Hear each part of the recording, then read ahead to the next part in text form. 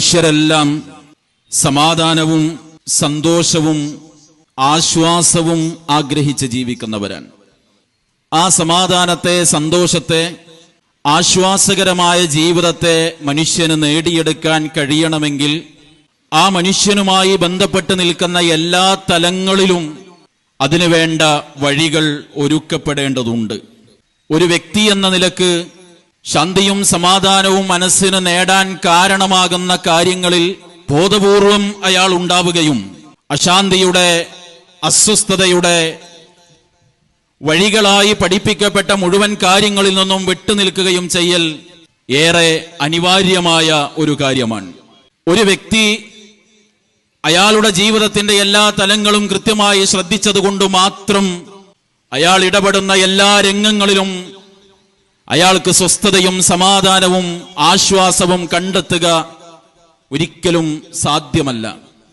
കാരണം മനുഷ്യന്റെ ജീവിതം എന്ന് പറയുന്നത് ഓരോരുത്തരും ഒറ്റപ്പെട്ട് ജീവിക്കുക എന്നത് സാധിക്കുന്ന വിഷയമല്ല. അദ്ദേഹം ഒരു കുടുംബത്തിൽ ജീവിക്കുന്ന വ്യക്തിയായിരിക്കും. അയാളുടെ സമാധാനത്തിന്, ആശ്വാസത്തിന് ആ കുടുംബത്തിലെ ഓരോ അംഗവും അനിവാര്യമായും ശ്രദ്ധിക്കുകയും പുലർത്തിപ്പോരുകയും ചെയ്യേണ്ട ചില കാര്യങ്ങളുണ്ട്. ഒരു ചെറുപ്പക്കാരൻ അയാള് സ്വസ്ഥമായി ജീവിക്കണമെന്ന് ആഗ്രഹിക്കുന്നു. പക്ഷേ അയാളുടെ പിതാവ് സംസ്കാരശൂന്യമായി ജീവിക്കുന്ന ഒരാളാണെങ്കിൽ അയാളുടെ വീട്ടിൻ്റെ അകത്ത് അയാൾക്ക് ആ സമാധാനം നേടിയെടുക്കാനാവുകയില്ല. ഒരാൾ നന്നായി ജീവിക്കാൻ ആഗ്രഹിക്കുന്നു. പക്ഷേ കൂടെ ജീവിക്കുന്ന ഇണ, ഭാര്യയാകട്ടെ ഭർത്താവാകട്ടെ, അയാൾ, ആ വ്യക്തി, ആ സഹോദരി തിന്മകളുടെ, അധർമ്മങ്ങളുടെ കൂടെ യാത്ര ചെയ്യുന്ന, അത്തരം തിന്മകളെ, അധർമ്മങ്ങളെ, അശ്ലീലതകളെ ജീവിതത്തോട് ചേർത്ത് വെച്ച് ജീവിക്കുന്ന ഒരാളാണെങ്കിൽ ആ ഇണയോടൊപ്പം ജീവിക്കുന്ന സമയത്ത് അനുഭവിക്കേണ്ട ശാന്തിയെ, സമാധാനത്തെ, സ്വസ്ഥതയെ ഒരിക്കലും ജീവിതത്തിൽ കണ്ടെത്തുക എന്നത് സാധിക്കുകയില്ല.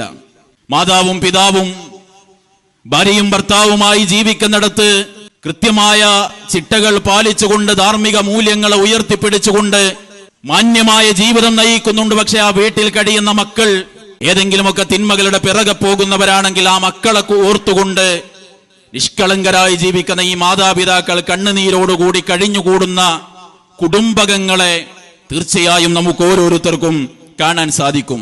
ഒരു വീട്ടിലെ, ഒരു വ്യക്തിയുടെ, ഒരു കുടുംബത്തിന്റെ, ആ കുടുംബങ്ങൾ അടങ്ങുന്ന സമൂഹത്തിന്റെ സ്വസ്ഥതയും സമാധാനവും സന്തോഷവും സാധ്യമാകണമെങ്കിൽ അവിടെയുള്ള ഓരോ അംഗങ്ങളും പാലിക്കേണ്ട കൃത്യമായ ചിട്ടകളും വ്യവസ്ഥകളും പാലിച്ചുകൊണ്ട്, മൂല്യം ഉയർത്തിപ്പിടിച്ചുകൊണ്ട് ജീവിക്കുമ്പോൾ മാത്രമാണ് അത് സാധ്യമാകുന്നത്.